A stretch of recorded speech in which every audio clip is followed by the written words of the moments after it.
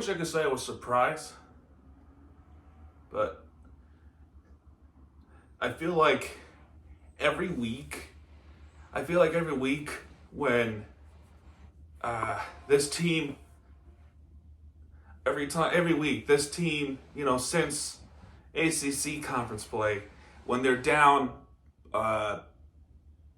plus 10, that they would, they would make this comeback in the second half. It's all awesome. Being down 10 against Virginia Tech, I was there for that game. Being down 25 against California, being down 11 against Duke, and then being down again against Georgia Tech. Look, it was only a matter of time. But, dude, this one stings. This one really stings. I could already see it coming. Hello, Georgia Tech fans. How you doing? Miami TVG. I recap everyone here, which I'm going to recap the Panthers, which you don't have an NHL team. Oh, look. Against your Atlanta United team. Great. Just great. Potential chance the Atlanta teams will own us tonight. I gotta see it coming. You guys coming in saying overrated, fraud, blah, blah, blah. I can already see that happening, okay? Why don't we just cut to the chase and just talk about the game, all right? So, Georgia Tech comes in short-staffed, already short-staffed. Their starting quarterback of this game was Haynes King. And he only threw 6 passes, and he's 6 for 6. In the first drive, it only took 4 plays to get up to the end zone. Jamal Haynes. The running game, it was impossible to stop the running game. He had Jamal Haynes on the second play of the second 11, 65 yards. Haynes King with 5-yard rush, second to 5. Jamal Haynes, it's kind of funny. The quarterback's name is Haynes. The running back's last name is Haynes. I'll call it the jacket nest, the Haynes nest. And he throws. Excuse me. He rushed in for 16 yards for a touchdown. 7-0 Georgia Tech. Every PAT, point after try kick, is good, so we can skip that. Miami with the response. Fletcher running up a yard. 2nd and 9. Elijah Arroyo with that quick turn, catching a football. He's gone. To the house. Touchdown, Hurricanes. And tie it up. What a response. Then the next drive, Philo, their backup quarterback, a freshman quarterback.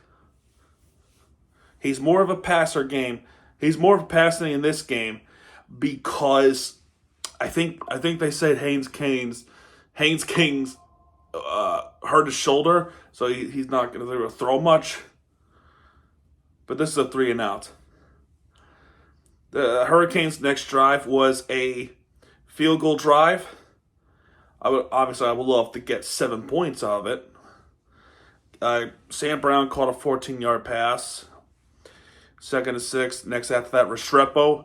He breaks the all-time Hurricane reception in a season. So congrats to him. But after that, Fletcher with a 5-yard rush. Borregales with a 41-yard field goal. And then the next drive, 17 plays. 17 plays. 17 plays, 75 yards. The whole entire thing took 10 minutes and 45 seconds.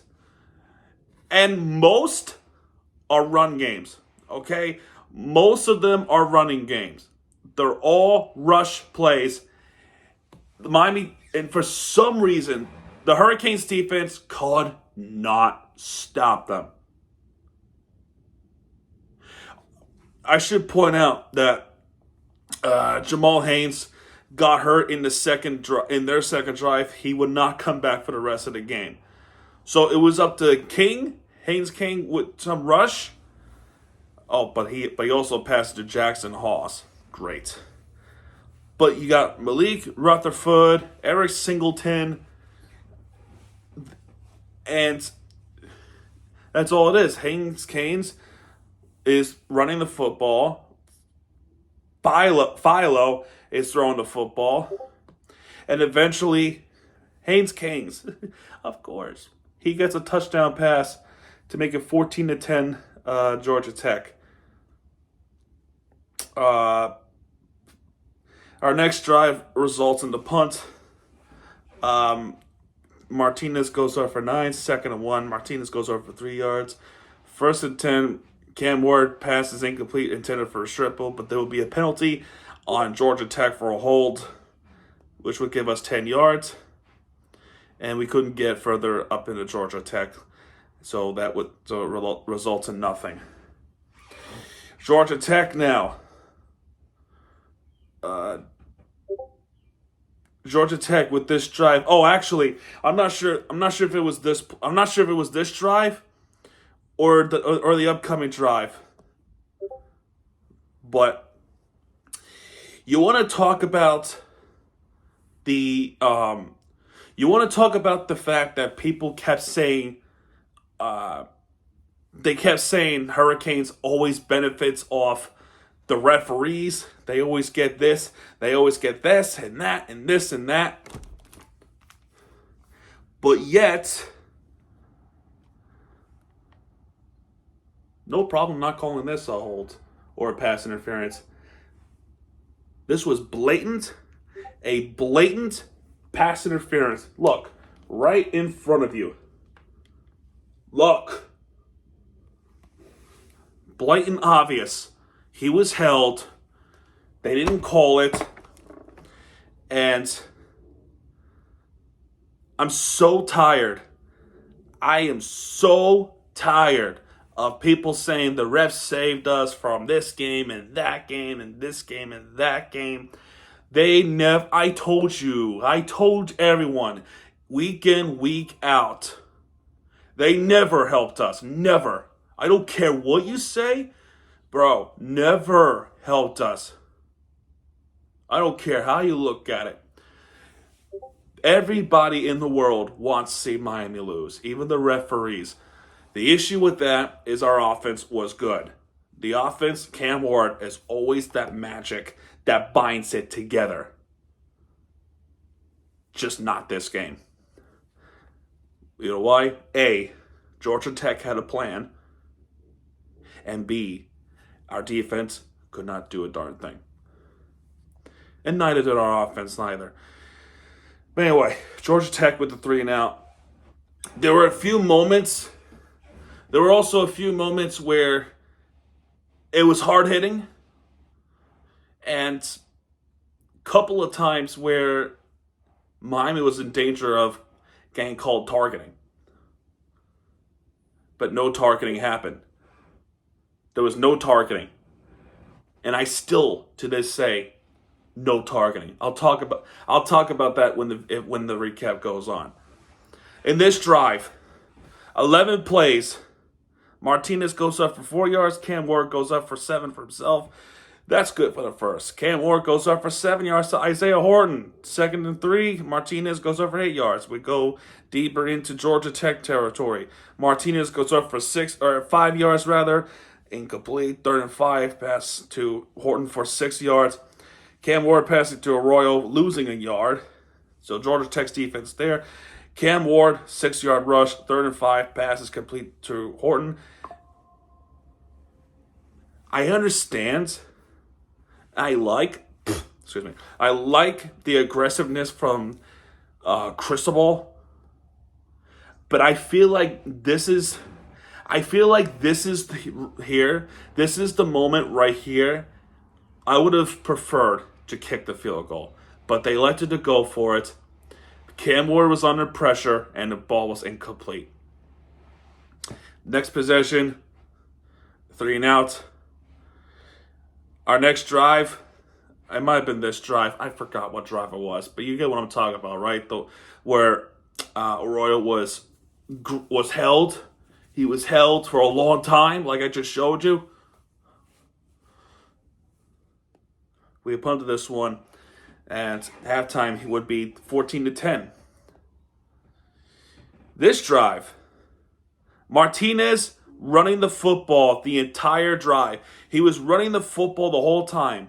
It's 4th and 1 at this point at the Georgia Tech 39. You brought in big guys, to stop the pass rush from blitzing. Why are we passing it? The running game was working. I understand if your thought process was to trick the defense, but they're going to see it coming. Why not do a little toss to the left? Because they're going to go after Cam. Why not do a little toss to left? Run the football there.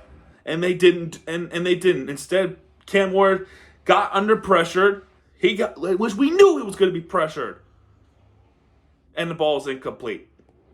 And when we don't capitalize, we don't capitalize.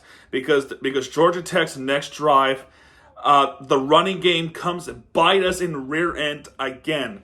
And then, of course, the last play of that drive, Philo, and then this is where Coach Coop, I can't believe I'm going to say his name, but Coach Coop says we want to have we want them to throw the ball. We want them to throw the ball because the thought process is if their key is running the football, what is there to say that they cannot find somebody to receive against? Bullshit. The way how our secondary was formatted, I can't believe it, dude. It's so bad. And Philo before that was incomplete. But maybe their chance, maybe we want them to throw the football because there's a chance that he can throw an incomplete pass and we might pick it off and we force a turnover. As soon as the thought process happened, Aaron Philo throws a complete pass to Chase Lane for a 15-yarder. So I'm thinking in my head, so you still want them to pass? I can't believe it's a call out. I just can't believe it. I'm so pissed off. Next drive, we get a touchdown in this drive. You got Ward incomplete pass, 2nd and 10. Kevin Ward passing into Arroyo for 9. 3rd and 1. There'll be a timeout in Georgia Tech. 3rd and 1. Martinez goes up for 3 yards. 1st and 10. Jacoby George with 8 yards. Jacoby George with 7 more yards. That gives him the first. Horton goes up for 14 yards, which is nice. Fletcher goes up for 2 yards. 2nd and 8. Cam Ward passes to Restrepo for 18 yards. Always clutch, always is. Pass is incompleted, intended for Jacoby George. However, much like they could have done that with the other drive in the second quarter, there was a hold, exactly the same play. But this time, it was called a pass interference against Zachary Toby. That's a pass interference. Why wasn't the other one pass interference? I just don't get it. Horton then completes a touchdown pass to make it 16-21. They elected to go for 2, and the O-line could not. And the O-line couldn't protect Cam. And Cam didn't throw the football. He fumbles it. 2-point conversion was a disaster. It was a complete disaster. So that fucking suck. Like, it really fucking suck. The next drive, of course, Georgia Tech responds. Singleton Jr. goes up for 16 yards. That'll be first down. Crosby for 4 yards. Or Cooley, not Crosby. Trey Cooley, the third running back, 16 for 4 yards. Second and 6, 3 yards, and then this is where I feel like it's another controversy. If you know what I'm talking about, you know what I'm about to show you. Hold up. Where is it? I have it somewhere. There it is. I found it. Nope. I don't know what that was. Look at this. So clearly, I know there's a face mask there. Okay? Or illegal use of hands to the face, right? Okay, fine.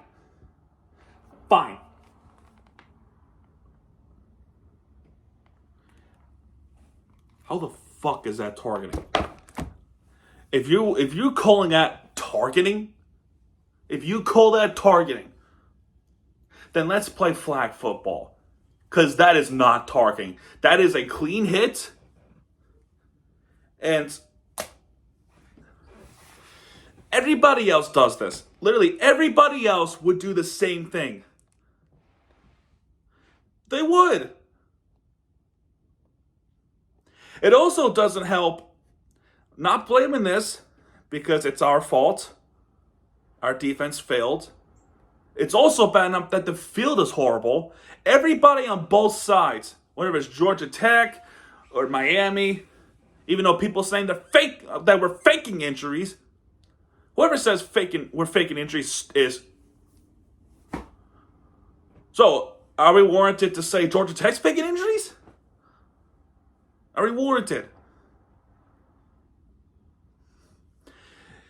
He gets cold, he gets targeted, he gets ejected from the game. Which sucked. Singleton, after that, fumbles the football, was recovered. 2nd and 14, Kane gets sacked or losing 4 yards. 3rd and 18 to start the fourth quarter. And then Philo throws a 27-yard wide open pass to Bailey Stockton.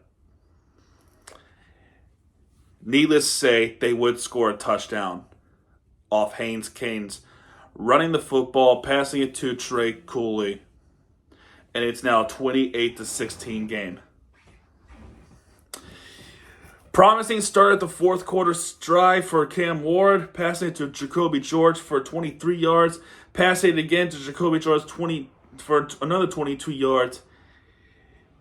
He gets hurt. What a warrior he is, but he does come back. Fletcher with 14 more yards. Promising start. Cam Ward, 3 yards. Samuel Brown only catching for a yard. And this next play was 4 and 7 at the Georgia 13.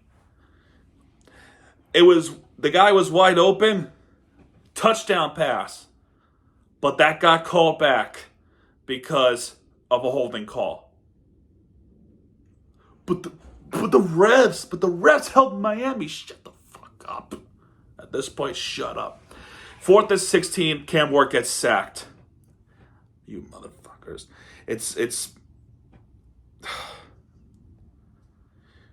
Georgia Tech 3 and out. Cam Ward, the next drive, they would get this, finally. But not before. Cam Ward gets sacked by Efford. Yeah, albeit he's a good player. He gets sacked 10 yards, Ward. 2nd and 20, incomplete. 3rd and 20, passing it to Fletcher for 12 yards. 4th and 8. This time they would go for it again. And this time they would get this first down. It's Jacoby George with 16 more yards. Gets tackled and drilled down to the ground. He got hurt again. And I think he did come back. In this game. But I thought, I don't know. He should have taken him out. 1st and 10, passing it to Sam Brown for 12 yards. 1st and 10, passing it to Martinez for 10 yards. 1st and 10 with 6 minutes left. Restrepo. X. Of course he gets it. 38 yards to the end zone. Borgal's kick is good. We need a stop. Haynes King, 2 yards, 2nd and 8. carry for nothing, 3rd and 8. Philo, of course, to Malik Rutherford. He's from Miami. For 16 yards. 1st and 10, Cooley for 5 yards. 2nd and 5, Cooley for 4 more yards. 3rd and 1, Haynes King losing 2 yards. That's what we like to see. 2-minute timeout. And they looked like they were going to fake it.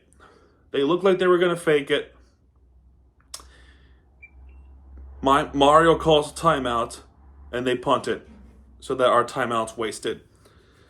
Big drive for the Hurricanes. Cam Ward pass incomplete. 2nd and 10. Our O-line could not protect Cam. And Cam Ward fumbled the football, and it was recovered by Georgia Tech.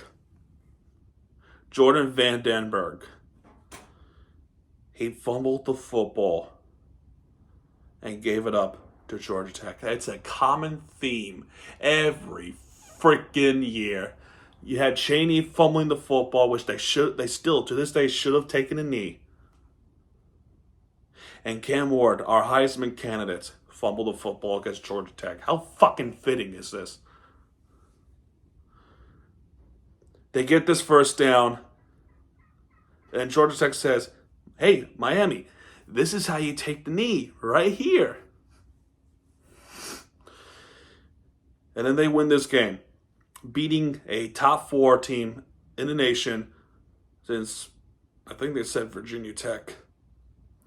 The fans storm on the field, a disaster field, where every player on both sides keep getting hurt. And we lose this game 23-28 against Georgia Tech. Who saw this coming?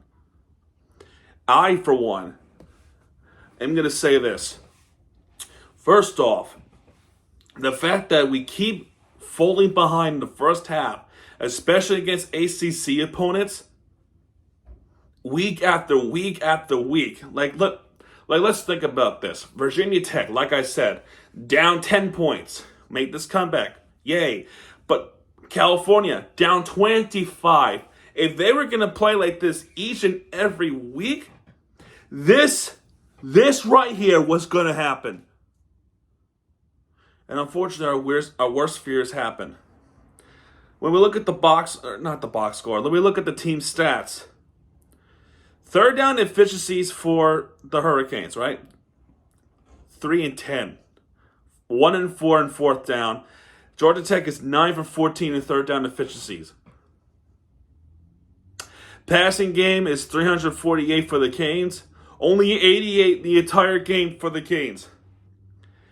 Georgia Tech, and this is where I would probably lose my marbles. Only 99 passing yards. Only 99. That's 1 yard under 100. You know why?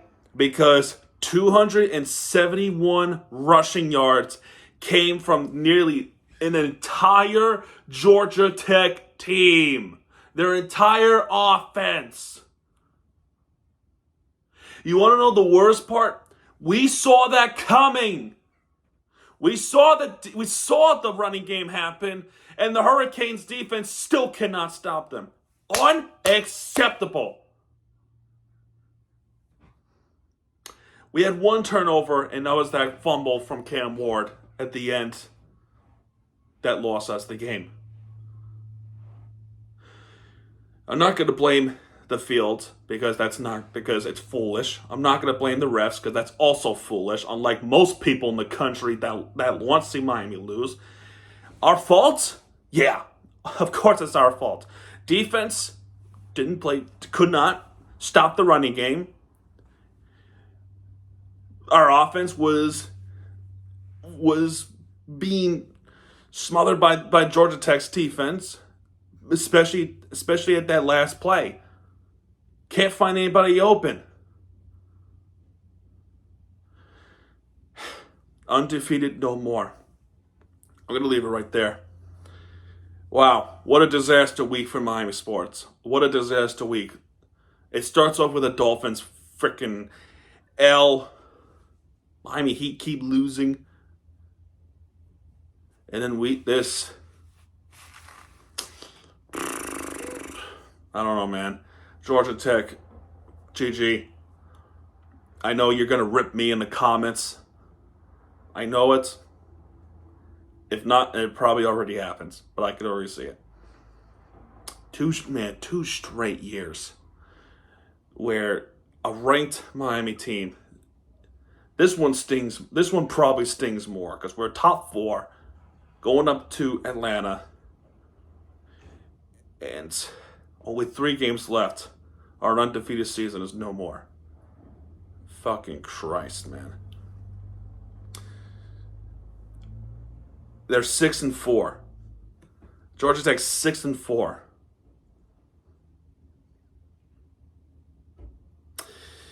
Yeah, I think they're eligible for a bowl game. So I'm going to stop right here because this is, and especially seeing the fans storm on the field was hard to watch. We get a bye week. We play against Wake Forest. We'll see what happens. We might still make the college football playoffs, but yeah, undefeated no more. So I'm going to stop right here. So Miami TVG is 7, let me see real quick, 7 subscribers away from reaching 1,000. If you're new to this channel, please subscribe to this YouTube channel. Your support would mean a lot to me, especially when we're in an attempt to reach 1K. We got 2 more games tonight. The Panthers and Inter Miami, the game 3 of the round 1 playoffs. That one, ooh, I hope we win that game. I really do. Anyway, folks, that's going to do it for this one. If you have enjoyed this video, hit the like button, subscribe for content, because Miami TVG gets you back when he does, he'll be right there with the fear entertainment you deserve. All right, I'm going. See you later.